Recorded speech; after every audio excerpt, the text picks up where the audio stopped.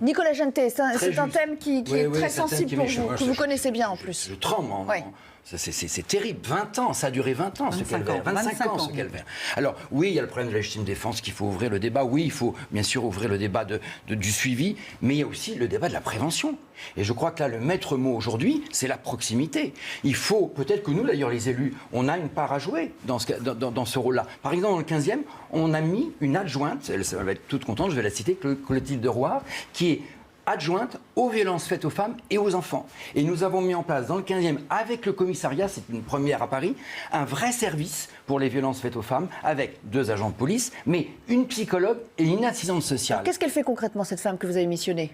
Elle reçoit. Elle recueille les dossiers. Bien sûr, mais les plus il y a beaucoup de sensibles, femmes qui n'osent pas franchir le commissariat, qui n'osent pas parler. Et donc, aller voir quelquefois un élu qui est proche de nous, elle reçoit régulièrement des femmes qui sont en souffrance et après, elle évalue en fonction et elle les incite, elle les emmène même au commissariat pour porter plainte. Et je crois que la proximité dans la prévention est primordiale. Pas de brevet, parce que si pas de brevet, pas d'argent et plus de recherche. Non, oui, les labos ne vont pas rentrer dans le jeu. C'est un vrai débat. Non, c'est un autre débat. Sur la petite pique, laissez-lui vous répondre. C'est pas juste un duel d'ailleurs. Sur la petite pique sur l'Afrique, je disais ça parce que récemment, la Chine a offert gratuitement à l'armée guinéenne 100 000 doses de vaccins. C'était une petite pique pour montrer. Voilà. Sur la pédagogie, je ne suis pas du tout d'accord. Je pense qu'on a passé le stade de la pédagogie. Les films d'ailleurs du ministère ont été excellents, qui sont passés sur toutes les chaînes. Aujourd'hui, je pense qu'il faut passer à l'étape supérieure. Il faut peut-être d'ailleurs obliger notamment le personnel soignant maintenant.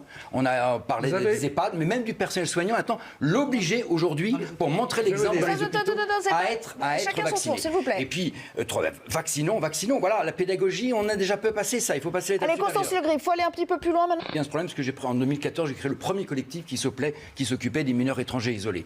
Je condamne ce genre d'opération coup de poing parce que ça ne fait que tendre les relations entre les différents acteurs, préfecture de police, préfecture de Paris, hôtel, association et mairie de Paris. Donc, mais en même temps, elles ont raison, puisqu'à chaque fois qu'elles le font, elles obtiennent satisfaction et on trouve comme par hasard des logements à ces migrants, donc à ces réfugiés. Donc oui, c'est la responsabilité de l'État, c'est aussi la responsabilité de la ville, parce qu'Anne Hidalgo n'a jamais réussi à mettre autour de la table l'ensemble des acteurs pour trouver une solution.